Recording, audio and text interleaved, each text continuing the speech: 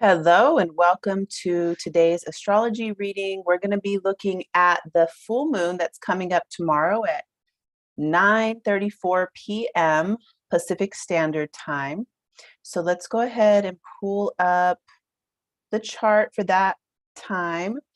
For everybody who's on YouTube, I cannot see your questions. I can't see your comments.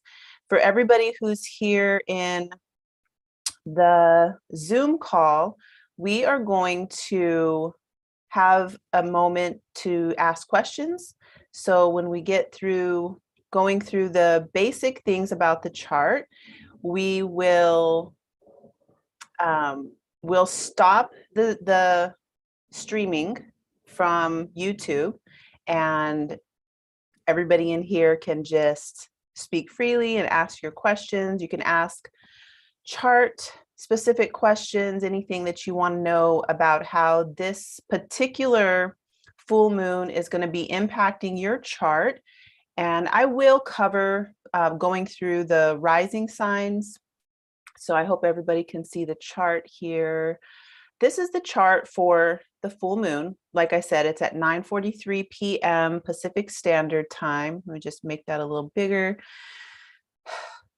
So anytime we have a full moon, it's going to be a perfect opposition between the sun and moon. And this full moon has so many special, amazing features.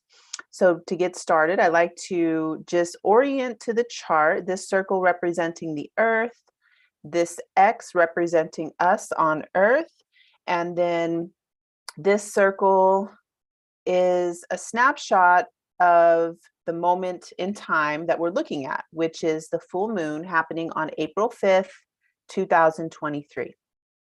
So we can see that the moon is at 16 degrees of Libra, and the sun is at 16 degrees of Aries. So that perfect opposition happens once a month, and this is a time for really feeling the polarity in this area of our lives. So it's going to be different for everybody based off of your own personal chart, what you have going on, what you're working with, what life phase you're in. But for all of us, like as a mundane astrological look at the chart, we can get some clues or ideas about what time it is for all of us collectively. What I'm going to be doing in this reading is focusing more on what time it is for us individually, and maybe, keep reminding us that these things are playing out on the larger stage. But I feel a lot of times like the larger stage, what we see in the news, what we research, because sometimes the news doesn't tell us everything that it doesn't tell us everything that's going on. So we have to dig around and look for things, whether or not they're true or not. That's all up for discussion. But a lot of times the things that come out in the news are a reflection of the astrology. And oftentimes it'll be sort of a toxic variation of what the astrology is saying. So always there is polarity. Every planet has feminine, masculine polarity. Every sign has a feminine, masculine polarity. It's expansive. It's not prescriptive, like this thing means this. There's always an expansive movement, opportunities. There's always more.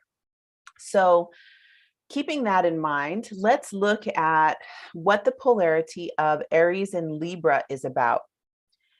And before that, the moon and the sun. So moon is going to be our more in our current astrology, because way back, the moon actually was a masculine archetype. So currently, the way that we consider the moon is to be more of our inner subjective reality. and the sun to be more of just like the daytime. It's like what is linear and straight to the point, direct, the outward expression, whereas the moon is going to be more of like the emotional process that happens, subjective reality, your moods, your dreams, your connection with your mother, with mothering in general, the way you mother and care for yourself, the way the moon moves through the signs in about 2.5 days.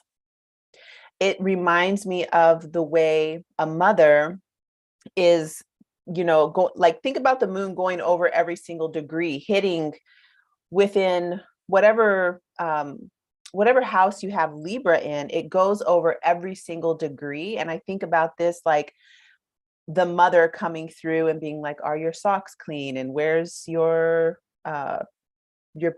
And did you pack your lunch? And we need to get your whatever, your teeth brushed and your homework done. And it's all the fine tuning that happens for us to fully develop and grow.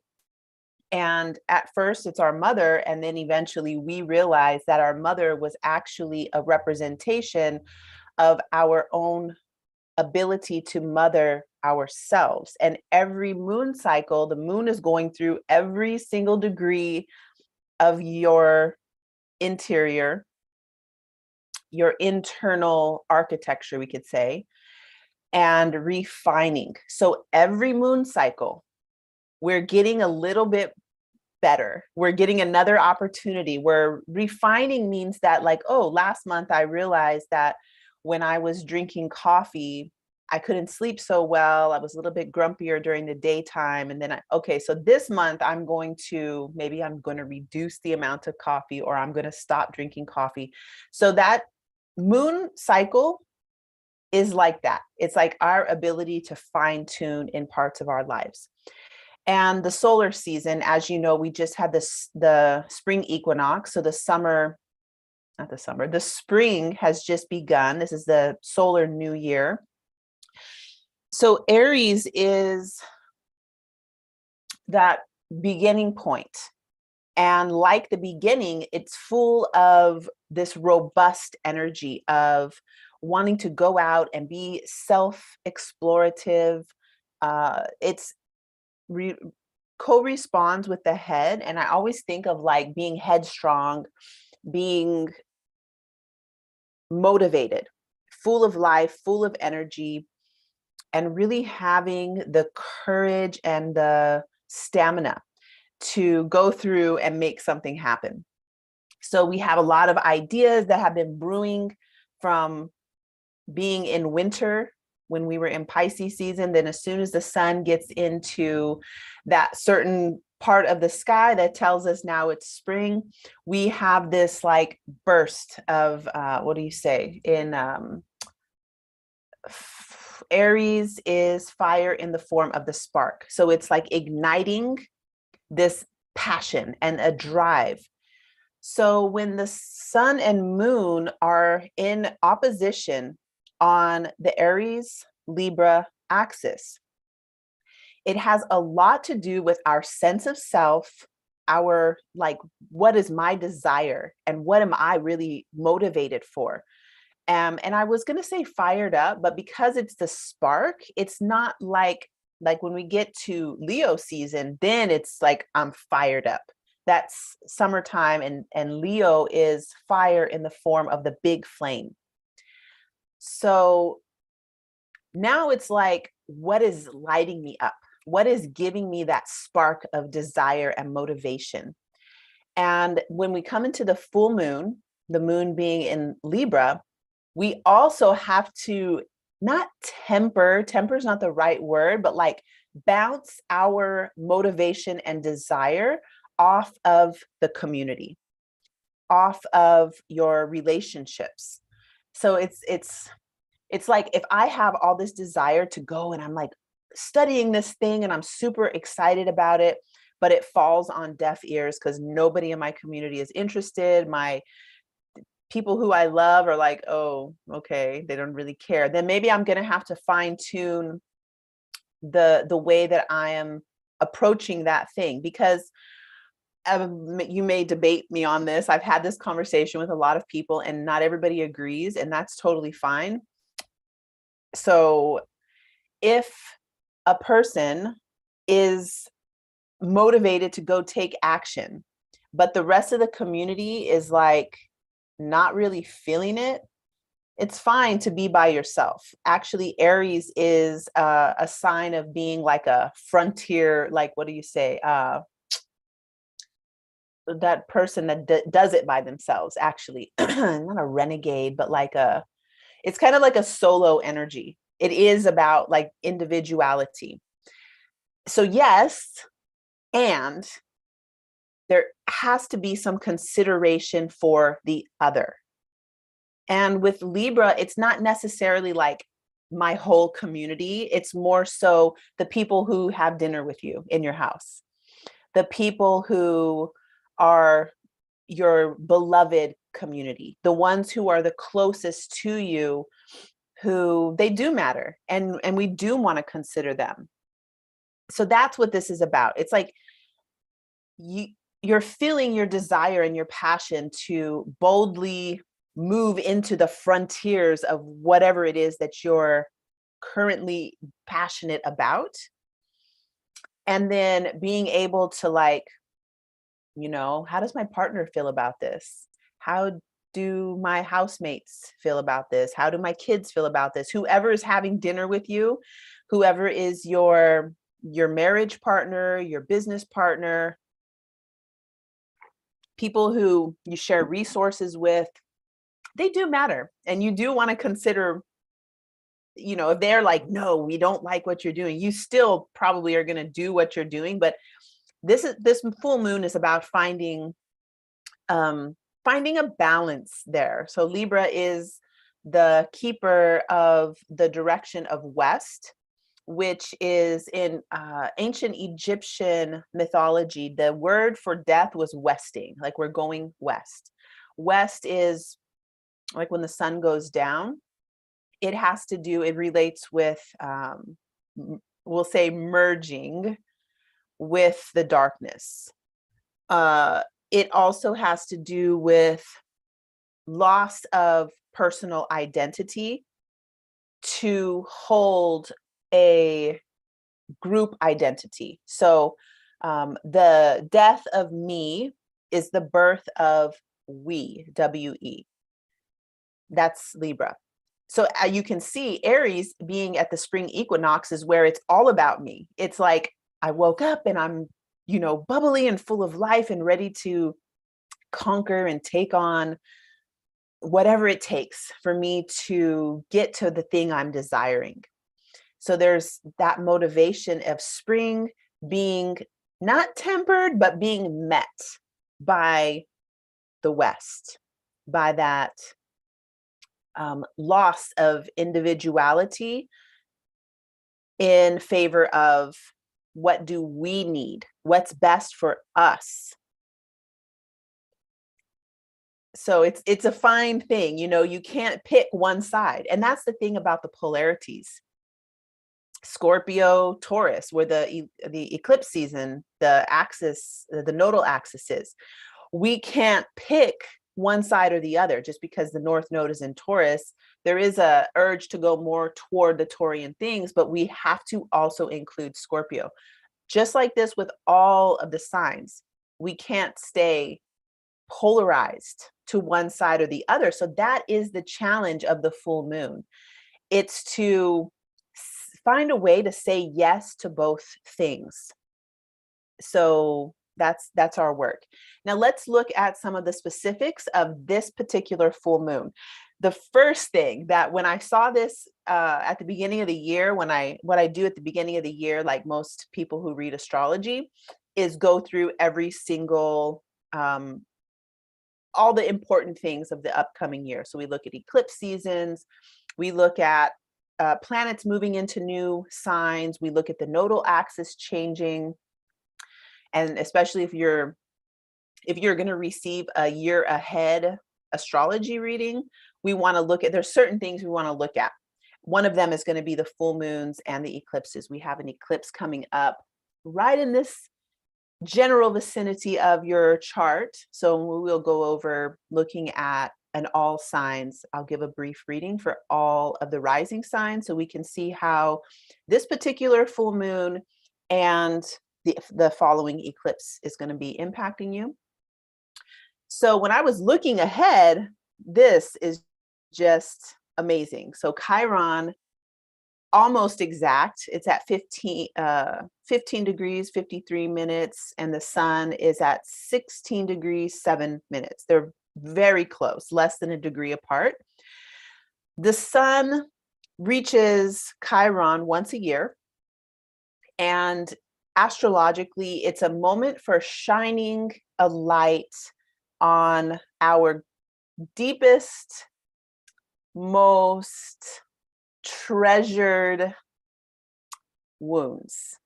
I know it sounds weird, right? Treasured wounds, but we all have this like, oh, like it's like a delicate baby. That I always think about this like the place where we would put a band-aid. We have something that we're like, oh, not that. And you know the thing, because those people who are closest to you, they know what that thing is. And that's why it's just such a overall rule for relationships that you don't poke at that thing, because not that many people will know. Well, I kind of think that it's obvious. I've been working in the healing arts, doing hands-on therapies since 2006, and we graduated 2007. And it's so obvious to me.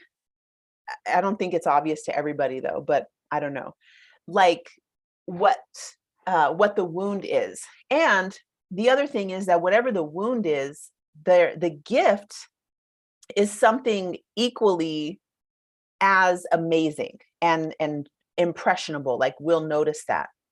So when the sun and Chiron meet up every year, it's like a moment to shine a light on our greatest insecurities. I call this the traumatic and ecstatic. So ecstasy and trauma, they're both moments where the energy is so big that our bodies can't quite contain it. We can't quite, even just thinking about it, I get this weird feeling over my diaphragm, because it's something so big that we kind of want to like crawl out of our bodies. And Chiron represents that. Whatever was so, we don't think about the ecstasy that we want to also crawl away from, but it's there too. It's like the moment that the pleasure was so intense that you just couldn't take it anymore. And, you know, you cry, or you're like trying to wiggle away from it or whatever. It's the same thing. It's like our body cannot process that much information at one time. And so something happens. And then in our life, whenever we get close to something that reminds us of that original moment, our body reacts in a certain way. And Chiron really represents that. More than that, Chiron is also the gifts that we have. My mentor always puts it in this way, like the original way, if you read the book by Barbara Hand Clow and Melanie Reinhart, the original thinking is that Chiron is like we get wounded and then we build up, sort of like as a way to, what do you say, the protection mechanism or something like that, or like trying to heal, like we do extra trying to heal. And so we build up all these skills. We build up a special talent or a gift due to the fact, you know, if you can hear, suddenly your eyesight gets more strong because you're doing extra to like strengthen that. My mentor would always put it a different way, which I love her for that. She would always be like, no, Anjani, your gift, you already had the gift. where Chiron is on your chart, you already had the gift. And then life will, we can't quite get it. And so life will keep bringing opportunities for us to feel the insecurity, the woundedness, the abandonment, the loss, the betrayal, the guilt and shame, all of those things to help us to tap into the gifts of whatever that wounding is. So whatever way, I've been working with Chiron very intimately for a very long time. I have a prominent Chiron on my chart. It's probably the number one reason I came to teaching or reading astrology professionally, because in 2011, Chiron was transiting Pisces, which is the house that I have most planets in. So Chiron, really, that initiation brought everything in my life to like full throttle. So no matter where you're at though with your Chiron work, this full moon is going to give an opportunity for illuminating your wounds and your special talents and your gifts that are directly associated with those wounds. So the easiest way to work with this is to first look at what house Libra is for you. That is going to be the area where Chiron and the sun are making their conjunction. So I'm just going to use this chart, the 6th house. That would be having to do with your health routines, your mundane day-to-day tasks that you do to take care of your health. And Chiron, let's see. So that would be somebody with a Scorpio rising. So maybe we'll start reading the all signs, starting with Scorpio rising. So if that were the case, this full moon would be fully illuminating. And if this were my chart, I'd be like, okay, what's going on with the intestines? Because like the step-by-step processes that have to happen in order for health and wellness to be good, our intestines have to do like that whole digestive process. There's so many details that have to take place. The 6th house always reminds me of that. Although in Hellenistic astrology, the 6th house relates to, they say, servants. It's so weird. I don't like the way they use I don't like it. But anyway, servants, livestock, pets. Basically, if the Sun Chiron conjunction were happening in the 6th house, there may be something coming up that has to do with how you tend to the small mundane tasks of taking care of your health. Mental health comes in here also, especially because Chiron has a lot to do with mental health. It's so like the way that we're thinking about a thing, the way that we're, the mental process is how much that affects what's going to actually happen with our body. It's like our body is receiving messages from not only from the thoughts and words that we're saying, but we're kind of walking around telling a story, and our body does not know that that story is not true. So it responds to that. Okay, so also Jupiter is pretty close, and we just recently had a Chiron Jupiter conjunction, which we've been really going through it with Chiron in Aries, especially in the last month, because we've had Venus touched in with Chiron, Mercury touched in with Chiron. We've had now the sun, we had Jupiter. So everybody's been getting checked by Chiron. And not checked in the sense of like the way a Saturn would check you, but it's like keeping us really humble, like keeping us close to earth, humble in the sense of like teachable. knowing that we don't know everything and there's still a lot more to learn.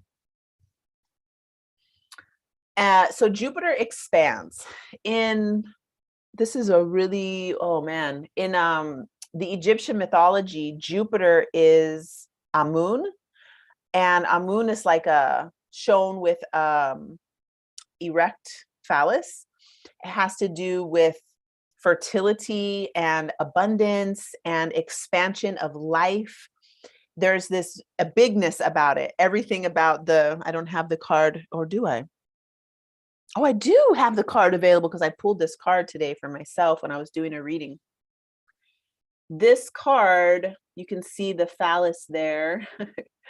This would be Jupiter. And it has a lot to do with abundance and fertilizing the earth. Like bring, you know, when you think about Jupiter actually being Zeus to begin with, Zeus being the way that they tell the story of Zeus, like this a god on Mount Olympus who's fertilizing every mortal woman, and the and his wife is so mad because he's doing all this. It's like such a crazy, the Greek mythology is so, like, I can't believe how much we need a new mythology. Sasha Rose was saying that. I don't know if you know Sasha Rose from Venus Wisdom, but she repeated that a bunch of times. And I was like, you know what? We really do need a new mythology. I really like the Egyptian mythology and some of the Mayan teachings that I received. I really like those too. But we predominantly, like astrology, you mostly will hear Greek stuff, Hellenistic astrology. That's what most people think about. Zeus would be Jupiter. And if we don't think about Zeus, because I don't want to, we're thinking about the expansion, the abundance, the fertility of like riches, gold coins. I think of gold coins. I know gold is associated with the sun, but still Jupiter is almost like the sun in some ways. So with Jupiter being so close at this full moon, there's also this big expansive, almost like breaking through whatever has been holding us in the wounded story. Breaking through whatever has been holding us in the wounded story helps us to get into the medicine part of the story. So eventually, whatever your wound is, your Achilles heel, your insecurity about intimacy, your being I don't know, I can't think of anything really right now, but whatever it is for you, this full moon has the potential to help break free from being stuck in the wound, where we're able to finally like walk around in broad daylight with the Band-Aid taken off. Everybody can see the wound, and you're still loving yourself. You're still loving yourself completely, even with that wound. You're not trying to hide it anymore. And eventually you tell a story about, oh yeah, it's like the story changes, where we go from telling the story like trying to get sympathy, you know, when you tell about your trauma or your ecstasy that was so big that you couldn't hold it, but you tell it from a way of like, oh, poor me, this bad thing happened to me. And then with this full moon and Jupiter being so close to the sun in Chiron, now we're able to tell the story like a different way. We tell it like a medicine story instead of a pity story. And, you know, wherever you're at with your story, I'm not saying, like, I'm not making fun of you for, of course, I had many years I was telling my story like a pity story also. And eventually that story becomes medicine. Chiron was a master teacher to the gods. Chiron taught prophecy, music, science, the art of war, the art of healing, dream work. So we also have, from whatever experiences that we had from our traumatic and ecstatic times of our life, we also have medicine. And eventually our life becomes a living embodiment of the medicine from our experiences. And this full moon is huge in helping us to get into the medicine. Okay, so let's go ahead and have a look at, I'm going to stop the screen share. We're going to do the all signs. Let me stop that. Stop screen share. And so I'm going to discontinue the live stream on YouTube. So everybody here in the Zoom, we can speak freely. You can ask your questions, and the live stream from YouTube will stop now. So thank you everybody on YouTube for coming, and I will see you again soon.